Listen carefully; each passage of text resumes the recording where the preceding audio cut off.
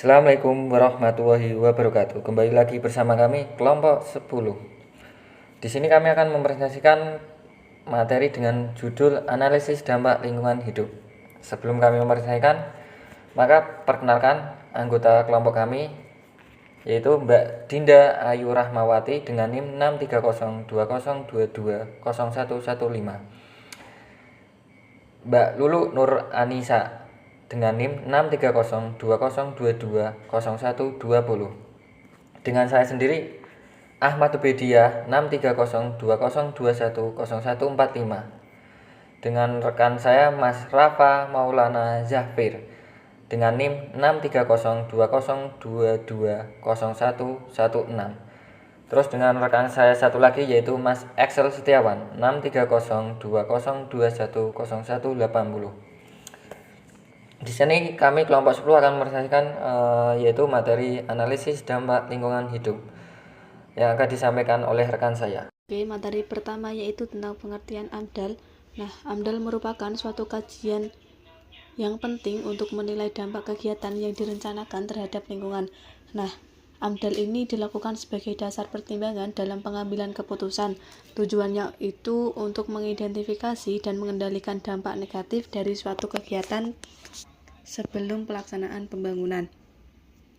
Nah, berdasarkan peraturan Pemerintah Republik Indonesia Nomor 22 Tahun 2021, AMDAL merupakan kajian mengenai dampak penting pada lingkungan hidup dari suatu usaha atau kegiatan yang sudah direncanakan untuk digunakan sebagai prasyarat pengambilan keputusan tentang penyelenggaraan usaha atau kegiatan serta termuat dalam perizinan berusaha atau persetujuan pemerintah pusat ataupun pemerintah daerah.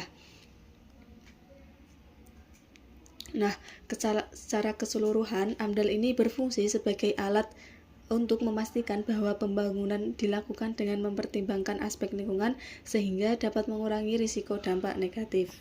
Nah, selanjutnya itu tujuan AMDAL. Yang pertama itu menyusun RKL atau Rencana Pengelolaan Lingkungan dan RPL atau Rencana Pemantauan Lingkungan. Nah, RKL dan RPL ini bertujuan untuk melakukan pengelolaan lingkungan. Yang kedua ada mengidentifikasi rona awal terkait dengan area kegiatan proyek, baik di tapak proyek ataupun di sekitar lokasi proyek.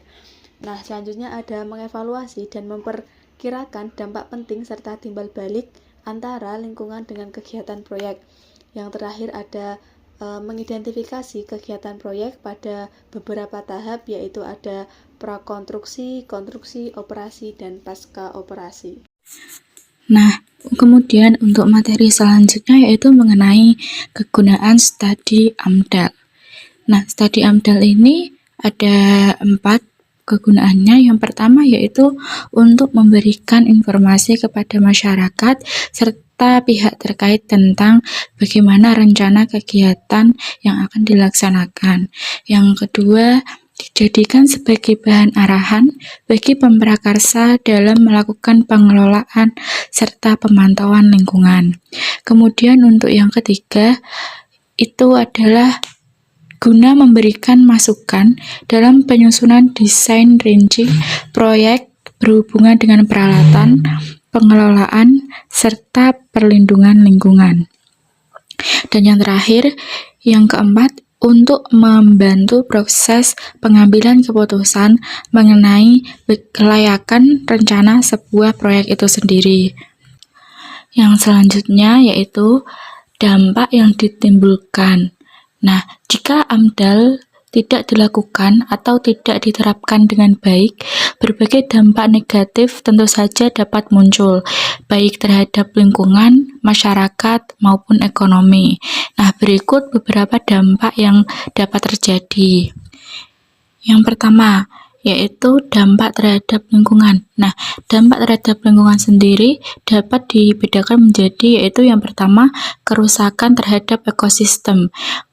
Proyek besar seperti pembangunan jalan, tambang, atau perkebunan dapat merusak habitat alami flora dan fauna. Nah, ketika suatu proyek itu tidak memperhatikan bagaimana pemilihan wilayah yang akan digunakan untuk pembangunan proyek tersebut, maka dapat mengakibatkan kerusakan ekosistem. Kemudian pencemaran lingkungan, di mana air, udara, dan tanah dapat tercemar akibat limbah industri, penggunaan bahan kimia, atau emisi gas. Nah, ketika suatu proyek atau perusahaan tidak memperhatikan bagaimana pengelolaan dari limbah yang dihasilkan oleh proyek atau perusahaan tersebut, maka hal ini dapat menyebabkan terjadinya pencemaran lingkungan baik di air, udara, maupun tanah.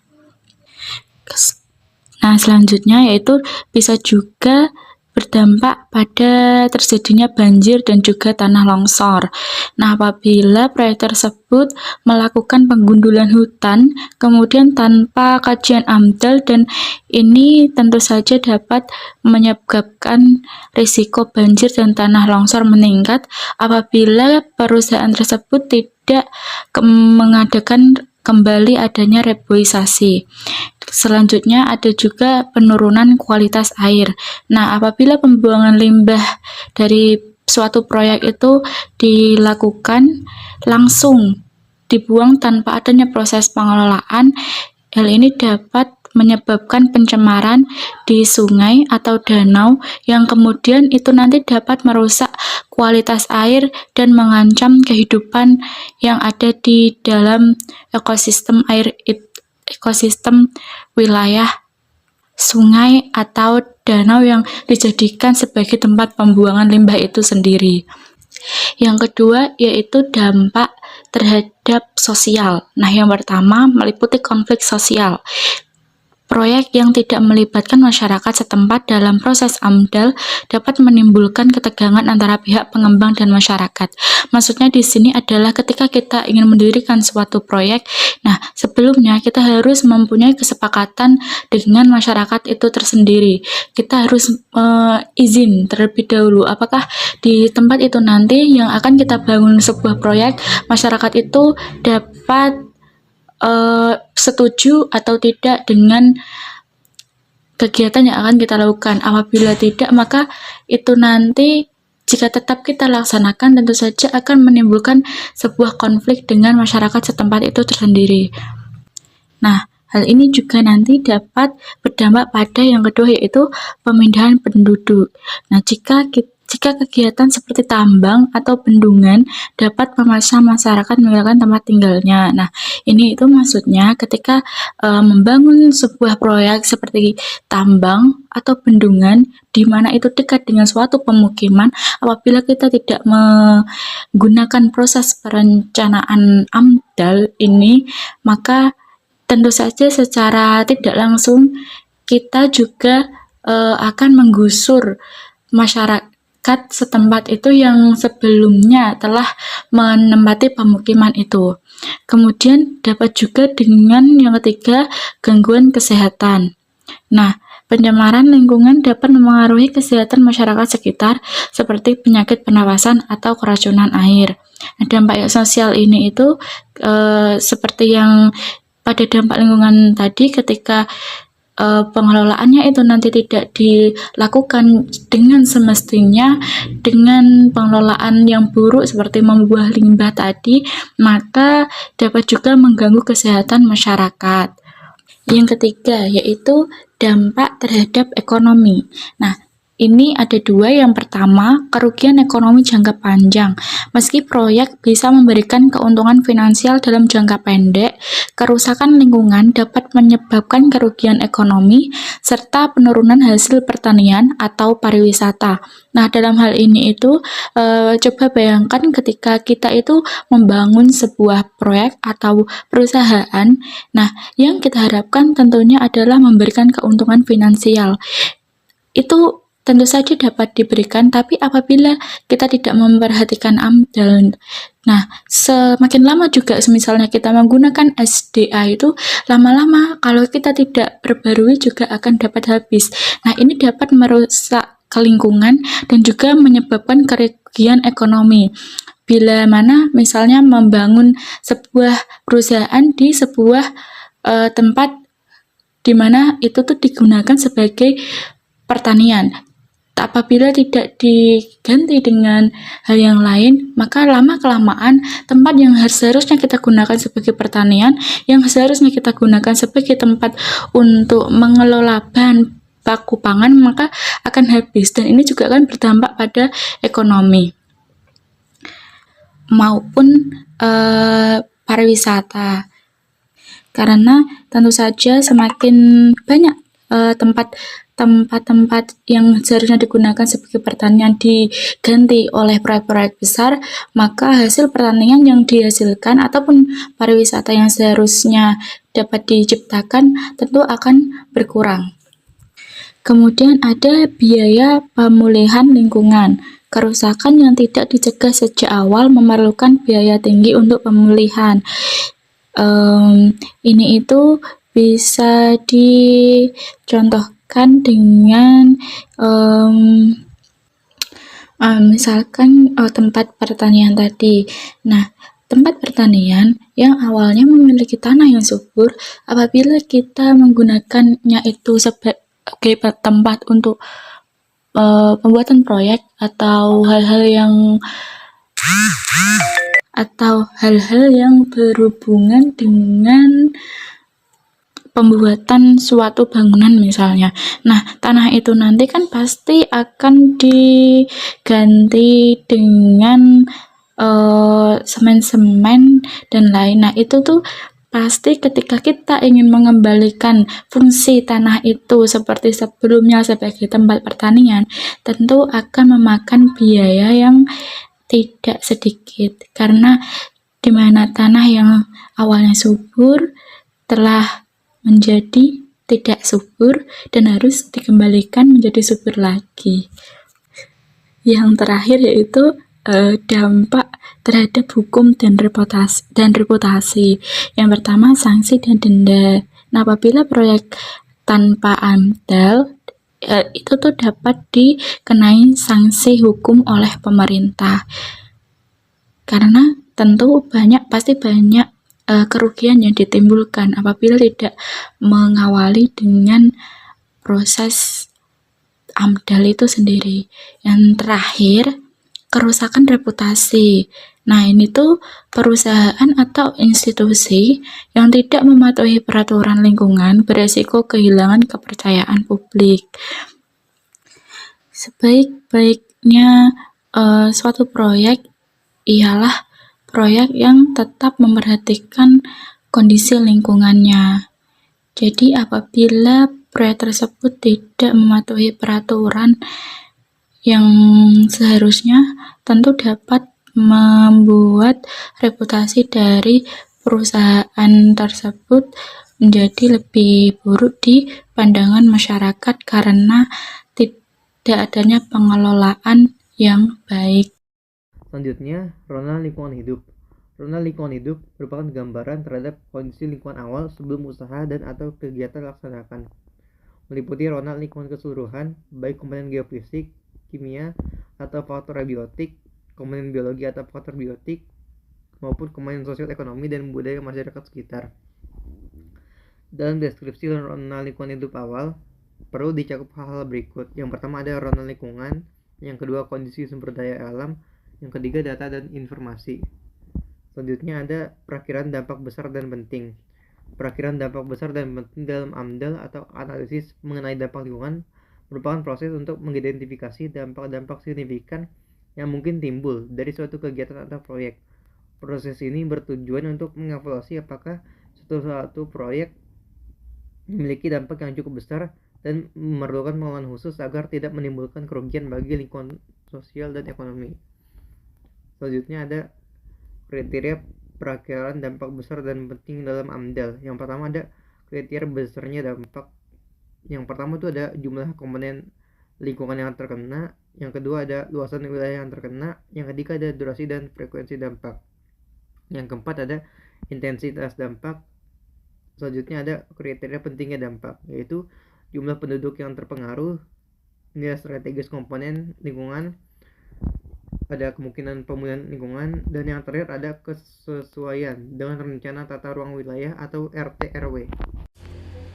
Evaluasi dampak besar dan penting. Untuk mengevaluasi dampak besar dan penting terhadap rencana usaha dan atau kegiatan terhadap lingkungan hidup serta holistik harus menggunakan metode evaluasi dampak yang lazim digunakan dalam studi.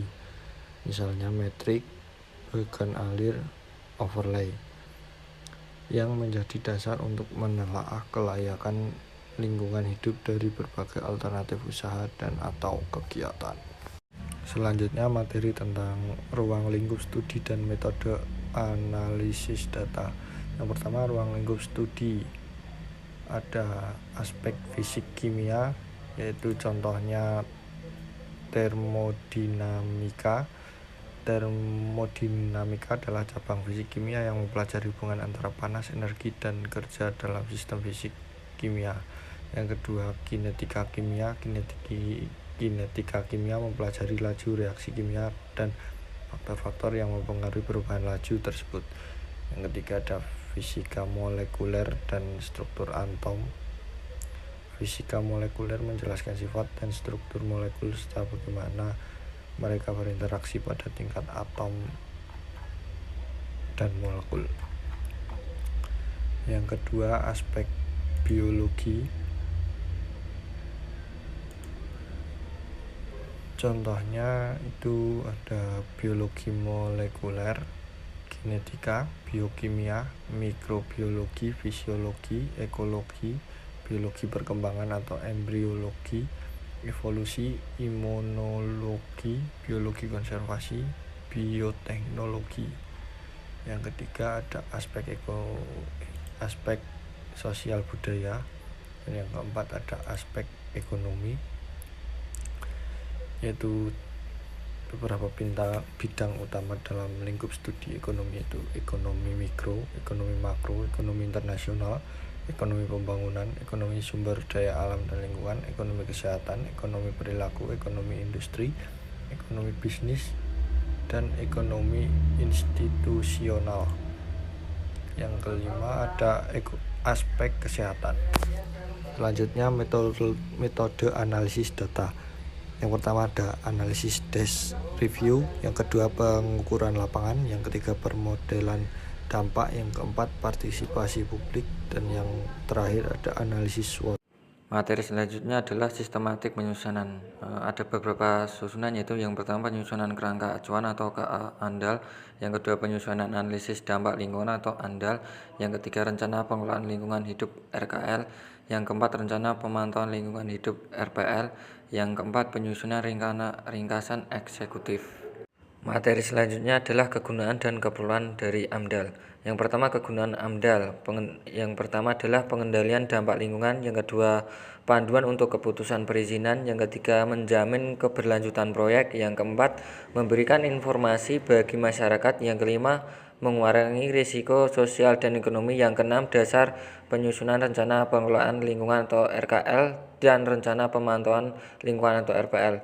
Terus untuk keperluan AMDAL itu sendiri ada 5. Yang pertama 1. Proyek dengan dampak besar, yang kedua syarat perizinan usaha, yang ketiga meningkatkan akuntabilitas, yang keempat proyek menghindari sanksi hukum, terus yang kelima mendukung partisipasi publik. Materi selanjutnya yaitu aspek AMDAL dalam Islam. Di dalam aspek ini ada 5 aspek. Yang pertama yaitu prinsip keseimbangan atau al-mizan. Di dalam Islam, alam semesta diciptakan dengan keseimbangan. Setiap tindakan manusia yang mengganggu keseimbangan ini, seperti polusi atau perusakan lingkungan, dianggap bertentangan dengan ajaran Islam. Yang kedua yaitu tanggung jawab manusia atau khalifah. Manusia diberi tanggung jawab sebagai khalifah atau pemimpin di muka bumi. Ini berarti manusia harus menjaga dan melestarikan alam, bukannya hanya mengeksploitasinya untuk keuntungan pribadi. Yang ketiga itu pencegahan kerusakan atau mafsadah, di mana di dalam Islam diajarkan bahwa mencegah kerusakan lebih baik daripada mengobati. Oleh karenanya segala proyek atau kegiatan yang dapat menimbulkan dampak negatif terhadap lingkungan harus dievaluasi secara mendalam dan diupayakan untuk dicegah. Yang keempat itu kesejahteraan umum atau maslahah, di mana setiap tindakan harus mempertimbangkan kesejahteraan umum dalam proyek yang merusak lingkungan dan mengancam kesehatan masyarakat bertentangan dengan prinsip maslahah dalam Islam. Yang terakhir yaitu etika konsumsi, di mana Islam mengajarkan sikap hemat dan menghindari pemborosan konsumsi sumber daya alam harus dilakukan dengan bijak agar tidak menguras atau merusak lingkungan. Nah, itu pemaparan materi dari rekan-rekan kelompok 10. Jika kurang jelas atau ada timbul pertanyaan, silahkan bertanya di kolom komentar atau di seksi diskusi kali ini. Selanjutnya adalah kesimpulan. Izinkan saya, Ahmad Ubaidillah, dengan NIM 63020210145 selaku moderator, izin menyimpulkan materi dari kami. Yang pertama, kenapa sih AMDAL itu penting? Karena AMDAL itu adalah analisis mengenai dampak lingkungan, di mana merupakan instrumen penting dalam mengidentifikasi dan mengevaluasi dampak suatu proyek terhadap lingkungan sosial dan ekonomi. Di mana proses ini bertujuan untuk memastikan bahwa proyek yang direncanakan dapat berjalan tanpa merusak ekosistem setempat, mengganggu kehidupan masyarakat setempat, atau melanggar peraturan tata ruang yang telah diatur oleh pemerintah. Terus, perakiraan dampak besar dan penting dilakukan dengan menilai intensitas, durasi, luasan wilayah, dan jumlah komponen lingkungan yang terdampak, serta kesesuaian dan peraturan yang berlaku. Jika AMDAL tidak dilaksanakan dengan baik, dapat ditimbulkan berbagai risiko, seperti contoh kerusakan lingkungan yang permanen, konflik sosial, gangguan kesehatan masyarakat, hingga kerugian ekonomi yang signifikan. Oleh karena itu, AMDAL tidak hanya berfungsi sebagai alat pengendali risiko, tetapi juga sebagai panduan untuk mencapai pembangunan yang berkelanjutan dan bertanggung jawab. Sekian presentasi dari kelompok 10. Saya selaku moderator mewakili teman-teman kelompok 10. Mohon maaf apabila ada kekurangan. Wabillahi taufiq walhidayah. Wassalamualaikum warahmatullahi wabarakatuh.